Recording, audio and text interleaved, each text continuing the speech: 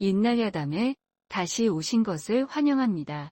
오늘은 한국 조선시대의 아주 극적이고 놀라운 가족 이야기 하나를 함께 나눠볼까 합니다. 혹시 아주 엄격하기로 소문난 시아버지가 마루에 돗자리만 폈다 하면 온 집안이 큰일 났음을 직감했다는 이야기 들어보셨나요?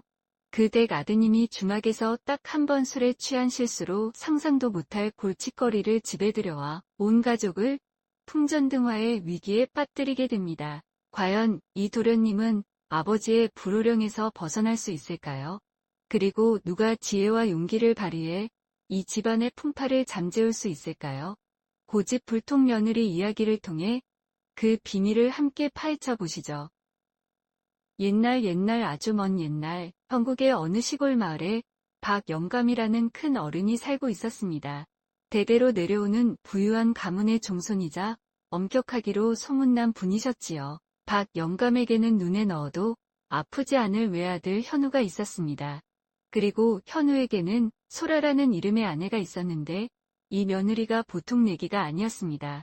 성질이 불같고 사나운 데다 질투심 또한 하늘을 찌를 듯하여 남편인 현우가 아내 등살에 기를 펴지 못하고 집안관리에 늘 애를 먹을 정도였습니다. 하지만 그런 사나운 소라조차도 시아버지 박영감 앞에서는 감히 큰 소리 한 번 내지 못했습니다. 워낙 박영감이 엄격하고 집안을 다스리는 그만의 확고한 교율이 서리빨처럼 살아있었기 때문이지요. 그런데 이 박영감에게는 아주 무서운 버릇이 하나 있었습니다. 화가 머리끝까지 치밀거나 집안일이 영 뜻대로 풀리지 않을 때면 말없이 대청마루 한가운데에 돗자리를 척 펴고 앉는 것이었습니다. 박영감이 돗자리를 펴고 앉는 그 순간이면 온 집안 식구들은 숨을 죽이고 사시나무 떨듯 벌벌 떨어야 했습니다. 왜냐하면 그것은 곧 누군가가 호된 매질을 당하거나 심하면 목숨을 잃거나 피를 보게 될 것이라는 무시무시한 신호였기 때문입니다. 어느 해 가을이었습니다. 박영감의 외아들 현우는 볼 일이 있어 이웃 고을에 있는 처갓집에 잠시 다니러 가게 되었습니다. 며칠간 처가에 머물며 장인 장모께 문안 인사를 드리고 집안 대소사를 논한 뒤 다시 집으로 돌아오는 길이었습니다. 그런데 갑자기 하늘에 먹구름이 잔뜩 끼더니 장대 같은 굵은 비가 억수같이 쏟아지기 시작했습니다. 순식간에 옷은 흠뻑 젖고 마른 비를 맞아 푸념하듯 울어댔습니다. 도저히 비를 맞으며 더 갈 수는 없다고 판단한 현우는 마침 길가에 보이는 허름한 주막으로 말을 몰아 비를 피하기로 했습니다. 그는 말 곧비를 주막 앞 기둥에 메어두고 안으로 들어섰습니다. 주막 안대청 마루에는 뜻밖에도 웬 젊은이 한 사람이 먼저 앉아 있었습니다. 차림새는 평범한 선비 같았으나 어딘가 범상치 않은 기운이 느껴졌습니다. 주막 바깥 마구간에는 그 젊은이의 거신 듯한 좋은 말 여러 필이 메어 있었고 대청 구석에는 그의 시중을 드는 듯한 하인 너덟 명이 조용히 대기하고 있었습니다. 그 규모로 보아 필시 여인과 함께 길을 가는 중이거나 아니면 상당한 신분의 인물일 것이라 짐작되었습니다. 현우가 옷에 물기를 털며 들어서자 그 젊은이가 먼저 고개를 돌려 현우를 보더니 환하게 웃으며 말을 건넸습니다. 허허, 이런 궂은 날씨에 길손을 다 만나게 되는군요. 보아하니 비를 피하러 오신 듯한데 이리 와서 저와 함께 술이나 한 잔 나누시지요. 마침 좋은 술과 안주를 시켜두었습니다. 젊은이는 매우 호의적이었습니다. 현우는 갑작스러운 제안에 잠시 망설였지만 낯선 곳에서 만난 인연이기도 하고 비를 피하며 술 한잔하는 것도 나쁘지 않겠다 싶어 그의 초대에 응했습니다. 아, 예, 고맙습니다. 갑작스러운 비에 잠시 심세 좀 비겠습니다. 저는 박현우라고 합니다. 허허, 박도령이시군요. 저는 김가라고만 해둡시다. 자, 이리 앉으시죠. 젊은이는 자신을 성씨로만 소개할 뿐 이름이나 거처는 밝히지 않았습니다. 하지만 그는 현우에게 아주 극진하게 술과 음식을 대접했습니다. 과연 그의 말대로 술맛은 일품이었고 상다리가 휘어지도록 차려진 안주 또한 매우 푸짐하고 맛이 좋았습니다.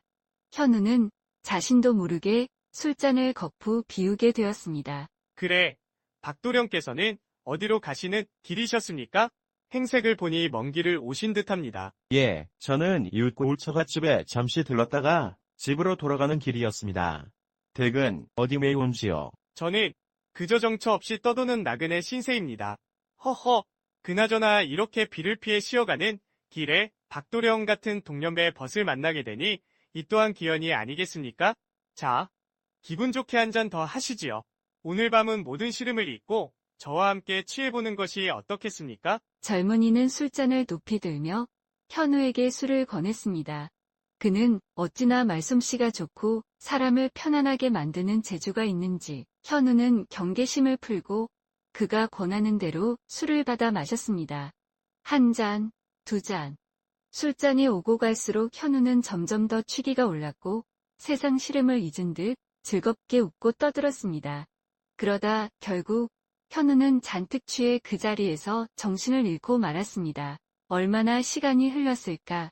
현우는 깊은 밤에 싸늘한 공기에 문득 정신이 들었습니다. 머리는 깨질 듯 아프고 속은 울렁거렸습니다. 그는 자신이 주막대청이 아닌 낯선 방 안에 누워있다는 것을 깨달았습니다. 방 안은 어두웠지만 창틈으로 새어 들어오는 희미한 달빛의 주변을 분간할 수는 있었습니다. 아까 함께 술을 마셨던 젊은이는 온데간데 없었습니다. 그런데 이게 웬일입니까? 자신의 바로 옆자리에는 웬 젊은 여인 하나가 소복 차림으로 단정히 누워 잠들어 있는 것이 아니겠습니까? 현우는 너무 놀라 숨을 헉 들이마셨습니다. 그는 황급히 몸을 일으켜 여인의 얼굴을 살펴보았습니다. 달빛 아래 드러난 여인의 모습은 숨 막힐 듯 아름다웠습니다. 대략 18살쯤 되었을까? 하얀 소복 아래 드러난 앳된 얼굴은 슬픔을 머금은 듯하면서도 청초하고 기품이 넘쳤습니다. 평민이나 천민의 여식으로는 도저히 보이지 않았고 분명 서울 명문가의 양반 교수임이 틀림없어 보였습니다. 현우는 어찌된 영문인지 몰라 당황하여 여인을 흔들어 깨웠습니다. 아, 아가씨, 일어나 보시오. 여기가 어디며, 아가씨는 누구신데 제 옆에 누워 계신 겁니까? 저는 분명 주막대청에서. 현우의 다급한 목소리에 여인이 천천히 눈을 떴습니다. 그녀는 낯선 사내의 모습에 잠시 놀란 듯 눈을 크게 떴다가 이내 부끄러운 듯 고개를 숙이며 아무 말도 하지 못했습니다. 아가씨, 어찌된 영문인지 말씀을 좀 해주시오. 제가 왜 이 방에 있으며 아가씨는 또 누구시란 말입니까? 아까 그 젊은이는 어디로 갔소? 현우가 거듭해서 묻자 여인은 한참 동안 망설이며 눈물만 글썽였습니다. 그러다 동이 트기 시작하여 창밖이 희미하게 밝아올 무렵에야 마침내 떨리는 목소리로 아주 작게 입을 열었습니다. 저는 한양의 이름 있는 양반 가문의 딸이옵니다. 한양 양반가의 따님이 어찌하여 이런 우측한 곳에, 그것도 상복 차림으로. 저는 14살에 시집을 갔으나 15되던 해에 남편이 세상을 떠났습니다. 아버님 또한 일찍 돌아가셨고요. 지금은 홀로 드신 오라버니 댁에 잠시 의탁하고 있었습니다. 그런데 저희 오라버니께서는 성정이 강직하시고 고집이 세셔서 세상의 풍속과 예법을 잘 따르지 않으시는 분입니다. 어린 나이에 청산과부가 된 누이 동생을 그냥 둘 수 없다 하시며 저를 제가시키려 하셨습니다. 제가요. 하지만 법도에. 예. 집안 어른들과 일가 친척들이 가풍을 더럽히는 일이라며 모두 극력 반대하였습니다. 결국 오라버니께서는 그 뜻을 접으셨지만 저를 이대로 불행하게 살게 할 수는 없다 하셨습니다. 그래서 가마와 말을 준비하여 저를 데리고 정든 집을 떠나 몇 해 동안 정처 없이 이곳저곳을 떠돌아다니셨습니다. 그러다 이곳까지 오게 된 것이옵니다. 아니 그럼 왜? 오라버니의 뜻은 길에서 혹 마음에 드는 믿을 만한 사내를 만나게 되면 저를 그에게 맡기고 오라버니는 멀리 떠나시겠다는 것이었습니다. 집안 어른들 몰래 말이지요. 그리고 어제 오라버니께서는 낭군님을 만나셨습니다. 낭군님이라니요. 제가요? 예. 오라버니께서는 낭군님께서 술에 취하신 틈을 타 하인들을 시켜 낭군님을 이 방으로 옮기셨습니다. 그리고 아마 지금쯤 오라버니께서는 이미 멀리 떠나셨을 것입니다. 여인의 설명은 너무나 기구하고 황당했습니다. 현우는 너무나 놀랐고 어처구니가 없어서 잠시 아무 말도 할 수 없었습니다. 졸지에 그는 생면부지의 젊은 과부를 책임져야 할 처지가 되어버린 것입니다. 기구한 사연을 모두 털어놓은 젊은 여인은 눈물을 닦으며 옆에 놓인 자그마한 함을 가리켰습니다. 보기에는 평범한 나무 상자였지만 제법 묵직해 보였습니다. 그리고 오라버니께서 떠나시기 전에 이것을 남기셨습니다. 여기에는 제가 앞으로 살아갈 날들을 위한 노자가 넉넉히 들어있다고 하셨습니다. 부디 랑군님께서 저를 거두어 주신다면 이것으로 누가 되지 않도록. 여인은 말을 채 잊지 못하고 다시 고개를 숙였습니다. 현우는 그 함을 물끄러미 바라보았습니다. 돈까지 준비해두고 떠난 것을 보니 그 오라버니라는 사람의 계획이 아주 치밀하고 단호했다는 것을 알 수 있었습니다. 참으로 기이하고 황당한 일이 아닐 수 없었습니다. 현우는 혹시나 하는 마음에 벌떡 일어나 방문을 열고 밖으로 뛰쳐나갔습니다.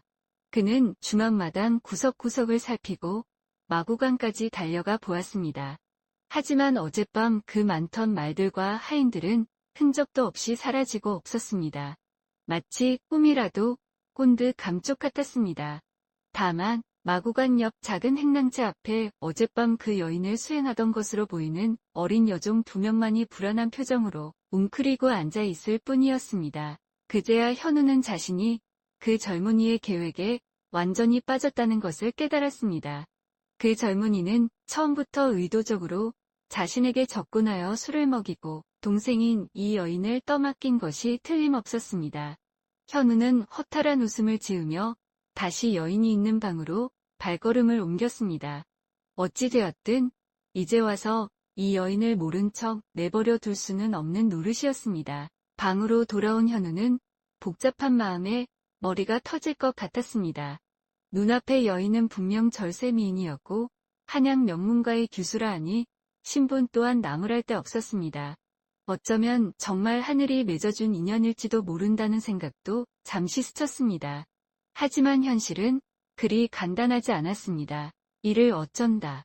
아버지께서 아시면 노발대 바라실 것이 분명한데 그는 서리빨 같은 아버지 박영감의 얼굴을 떠올렸습니다. 평생을 엄격한 규율과 가풍을 중시하며 살아오신 아버지가 아들이 주막에서 만난 정체모를 과부를 첩으로 들인다는 것을 용납하실 리 만무했습니다.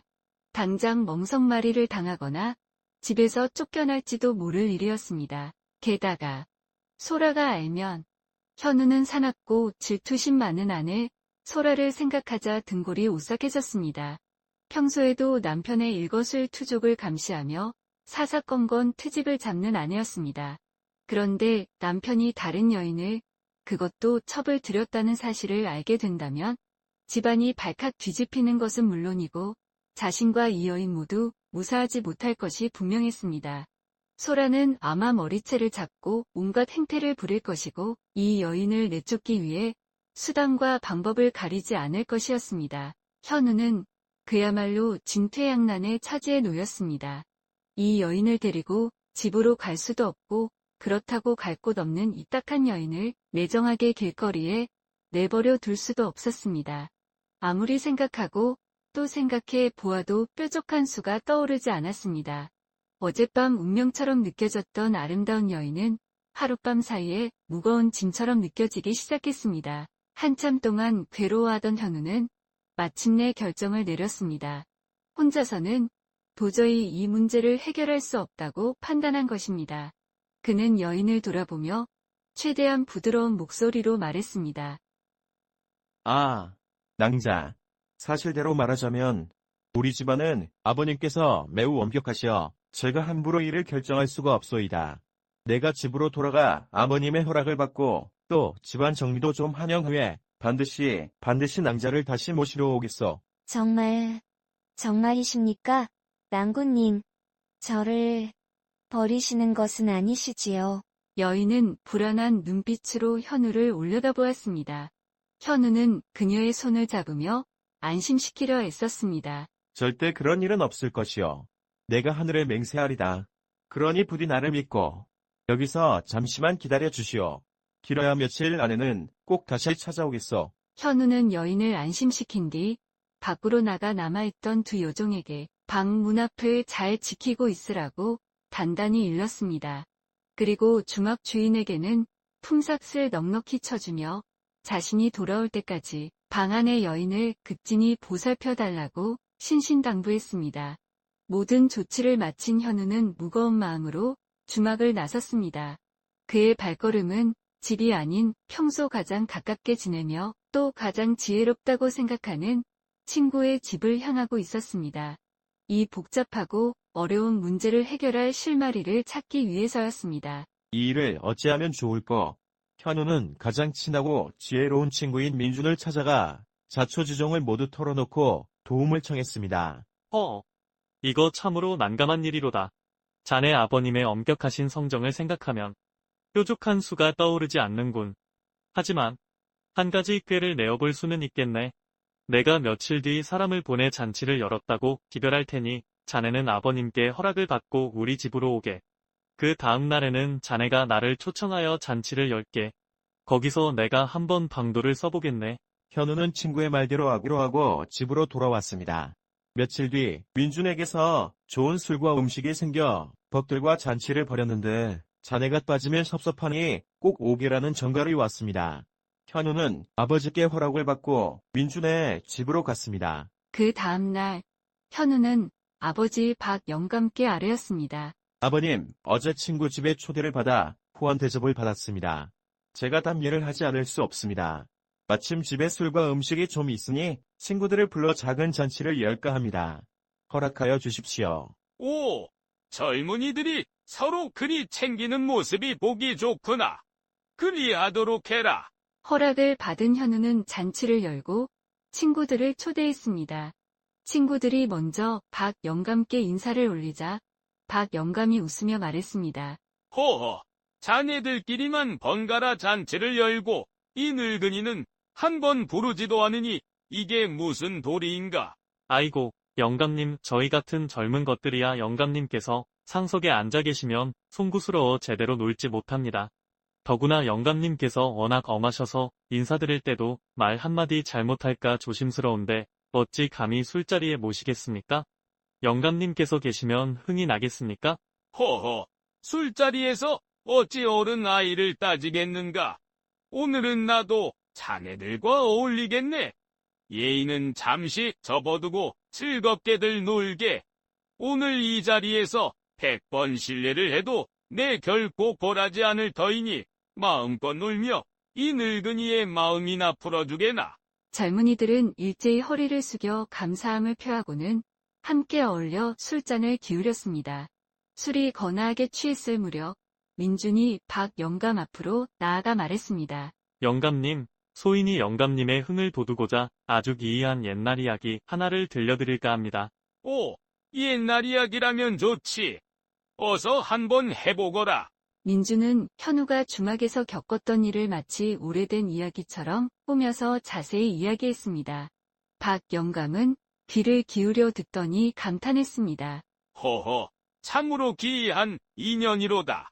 옛날에는 꼭 그런 일이 있었을지 모르나 근래에는 처음 듣는 이야기로다. 영감님께서 만약 이런 일을 당하셨다면 어찌하셨겠습니까? 외딴 곳에서 하룻밤을 지새우게 되었는데 절세미인이 옆에 있다면 가까이 하시겠습니까? 만약 가까이 하셨다면 그 미인을 데려오시겠습니까? 아니면 버리시겠습니까? 내 솔직히 말하건대 내시가 아니고서야 세상 어느 사내가 미인을 보고만 있겠는가? 하룻밤을 함께 보냈다면 마땅히 거두어 살아야지 어찌 악업을 쌓으며 버릴 수 있겠는가? 듣자 하니 그 사내는 일부러 방에 들어간 것이 아니라 남에게 속아 들어갔다고 합니다. 또한 젊은 사내가 절세미인을 보고 마음이 동하는 것은 인지상정 아니겠습니까? 게다가 그 여인은 사대부가의 귀한 몸으로 그런 일을 당했으니 그 신세가 얼마나 가련합니까? 한번 연을 맺고 버린다면 평생 수치와 원한을 품고 살 터인데 어찌 악업이 아니라 하겠습니까? 사대부 집안 자손이 그리 인색해서야 되겠습니까? 인정으로 보나 도리로 보나 거두는 것이 마땅하지 않겠습니까? 두말할 필요가 있겠는가? 당연히 그리해야지. 어찌 박정한 사람이 되겠는가? 영감님, 실은 이것이 옛날 이야기가 아니오라. 바로 영감님 아드님께서 며칠 전에 실제로 겪으신 일이옵니다. 영감님께서 거듭 옳다 하셨으니 아드님의 죄는 벗겨진 것이나 마찬가지입니다. 그 말을 들은 박 영감의 낯빛이 순식간에 변했습니다. 그는 한동안 아무 말 없이 침묵을 지켰습니다. 이윽고 그는 싸늘하게 굳은 표정으로 위험 있는 목소리로 말했습니다. 오늘 술자리는 이만 파한다. 내 처리할 일이 있으니 너희들은 모두 돌아가거라. 친구들은 영감의 갑작스러운 변화에 깜짝 놀라 황급히 흩어졌습니다. 박 영감은 큰 소리로 명했습니다. 여보라. 당장 대청마루에 돗자리를 깔아라. 집안 사람들은 누가 벌을 받게 될지 몰라 사시나무 떨듯 떨었습니다. 어서 작두를 대령하라. 하인이 황급히 마당 아래 작두를 가져다 놓았습니다. 내 서방놈을 당장 끌어내어 작두 위에 엎드리게 하라. 하인들이 현우를 끌어내어 작두 위에 엎드리게 했습니다. 박 영감은 크게 호통을 쳤습니다. 이놈, 아직 저 비린내 나는 불효자식 같으니 부모에게 고하지도 않고 멋대로 첩을 들여. 이는 집안을 망하게 할 행동이다. 내가 시퍼렇게 살아있는데도 이럴진데 내가 죽은 뒤에는 또 무슨 짓을 하겠느냐. 이런 불효막심한 자식은 살려두어봤자 아무 쓸모없다. 내 살아있을 때 이 싹을 잘라버려 후환을 막는 것이 옳다. 박 영감의 불호령에 온 집안 식구들은 어찌할 바를 모르고 벌벌 떨고만 있었습니다. 시퍼런 작두 날 위에 아들 현우가 엎드려 있는 모습을 차마 눈뜨고 볼 수가 없었지요. 바로 그때 안채에서 소식을 듣고 달려온 박 영감의 부인과 며느리 소라가 대청마루 아래로 황급히 내려와 애원하기 시작했습니다. 여보, 대감. 아이고, 영감. 현우가 죽을 죄를 지은 것은 맞사오나 어찌 하나뿐인 아들이 눈앞에서 죽는 것을 참으시렵니까? 제발 목숨만은 살려주시옵소서. 소녀 평생의 한이 될 것이옵니다. 이렇게 빕니다. 박 영감의 부인은 눈물로 호소하며 남편의 바짓가랑이라도 붙잡을 듯 애원했습니다. 하지만 박 영감의 분노는 쉽게 가라앉지 않았습니다. 썩 물러나지 못할까? 아녀자가 어디 감히 나서는 것이냐? 부인은 남편의 서리빨 같은 기세에 질겁하여 뒤로 물러섰습니다.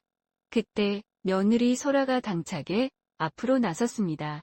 그녀는 대청마루 앞 디딤돌에 자신의 머리를 세게 찍기 시작했습니다. 쿵, 쿵. 금세 이마가 깨져 피가 흘러내렸지만 소라는 아랑곳하지 않았습니다. 아버님, 잠시만 통촉하여 주시옵소서. 소라의 돌발적인 행동과 피 묻은 얼굴에 박 영감도 잠시 놀란 듯 말을 멈추었습니다. 소라는 피를 닦을 생각도 않고 또렷한 목소리로 말하기 시작했습니다. 놀랍게도 그녀는 먼저 박 영감의 말에 동조하는 듯 했습니다. 젊은 것이 예를 모르고 분수를 모르며 제멋대로 행동하였으니 아버님의 노여움이 하늘을 찌르시는 것이 당연합니다. 이 일로 인해 우리 가문의 망조가 될 징조가 한두 가지가 아니옵니다. 살아계신 부모님께 여쭙지도 않고 함부로 첩을 들인 것이 첫 번째 망조요. 저 또한 투기심 많고 사나운 본성을 지녔으니 분명 첩을 받아들이지 못하고 집안을 더욱 어지럽힐 것이니 이것이 두 번째 망조일 것입니다. 이러한 망조를 미리 두려워하시어 그 싹을 잘라버리시려는 아버님의 깊으신 뜻을 어찌 모르겠습니까? 100번 생각해도 아버님의 판단이 옳으십니다. 소라가 뜻밖의 자신의 말에 동조하자 박 영감은 더욱 의아한 표정을 지었습니다. 소라는 그러나 곧 목소리 톤을 바꾸어 간절하게 말을 이었습니다. 하오나 아버님, 저에게도 생각이 있사옵니다. 이 광경을 눈앞에서 보고 어찌 제가 감히 투기라는 두 글자를 마음에 품을 수 있겠습니까? 만약 아버님께서 이번 한 번만 서방님의 목숨을 살려주신다면 저는 앞으로 제 본성을 죽이고 늘 겸손하고 조심하며 서방님의 첩과 화목하게 지내겠습니다. 절대 조금이라도 화평을 깨뜨리는 일이 없도록 할 것입니다. 그러니 부디 아버님께서는 조금도 염려하지 마십시오. 아무쪼록 넓으신 아량으로 용서하여 주시옵소서. 내가 지금 다급하니 하는 소리일 뿐 어찌 것과 속이 같으리라 믿겠느냐. 필시 속으로는 아이고 아버님 어찌 이러십니까? 어찌 이러십니까? 하고 있겠지. 만약 그렇다면 하늘이 너를 죽이고 귀신이 너를 죽일 것이다. 박 영감은 여전히 며느리의 진심을 의심했습니다. 설령 내가 살아있는 동안에는 그런 일이 없다 해도 내가 죽은 뒤에는 내 그 사납고 툭이 많은 본성이 다시 살아나지 않겠느냐. 그때는 나도 없을 것이고 저 못난 아들놈은 분명 너를 제어하지 못할 터 결국 우리 가문은 망하게 되지 않겠느냐. 그러니 지금 그 싹을 잘라 후환을 없애야 한다. 아버님, 제가 어찌 감히 그러겠습니까? 만약 아버님께서 돌아가신 후에 제가 조금이라도 악한 마음을 품는다면 저는 개되지만도 못한 인간일 것입니다. 이에 하늘에 맹세하고 화건하옵니다. 그렇다면 내가 방금 맹세한 말을 당장 종이에 적어 나에게 가져오너라. 소라는 즉시 안으로 들어가 자신이 약속을 어길 시에는 금수만도 못하다는 내용의 서약서를 적어 시아버지 박 영감에게 올렸습니다. 그리고 다시 엎드려 아뢰었습니다. 만약 제가 이 약속을 한 번이라도 어긴다면 저는 마른 하늘에 벼락을 맞아 죽어도 마땅합니다. 이리 맹세하였는데도 아버님께서 믿지 못하신다면 소인은 지금 이 자리에서 죽는 수밖에 없사옵니다. 소라의 결연한 태도와 피 맺힌 서약에 박 영감의 마음도 조금씩 움직이기 시작했습니다. 그는 오랫동안 며느리를 침묵 속에서 바라보았습니다. 마침내 박 영감이 작두 위에 엎드린 아들 현우를 향해 말했습니다. 이 불효한 놈아, 내 죄는 마땅히 즉시 죽어야 하나. 내 아내의 정성이 지극함으로 특별히 목숨만은 살려주겠다. 너는 앞으로 자식된 도리를 지키고 중심을 잘 잡도록 해라. 그리고 며느리 소라를 향해 엄하게 말했습니다. 며느라가 내가 하늘 앞에 맹세한 말들을 평생 잊지 말거라. 박 영감은 마침내 아들을 용서한 것입니다. 그는 하인을 불러 명했습니다. 여보라. 즉시 가마와 사람을 보내어 주막에 있는 내 서방의 첩을 이리로 맞이해 오도록 하라. 하인들은 영감의 명에 따라 즉시 주막으로 가 젊은 여인을 가마에 태워 데려왔습니다. 여인은 공손하게 시부모님께 패백을 올리고 정실 부인인 소라에게도 예를 갖추어 인사를 드렸습니다. 그 후 그들은 한 집에서 함께 살게 되었습니다. 며느리 소라는 자신이 맹세한 대로 평생 첩에게 싫은 내색 한 번 하지 않고 화목하게 지냈으며 집안 또한 평온했다고 합니다. 사람들은 말하기를 이 모든 것이 문제를 해결한 박 영감의 지혜 덕분에 아들 내외와 첩까지 모두 평생토록 아무런 갈등 없이 화목하게 살 수 있었다고 전합니다. 네, 이렇게 며느리 소라의 놀라운 지혜와 용기, 그리고 뛰어난 처세술 덕분에 한 집안의 비극이 극적으로 해결되었습니다.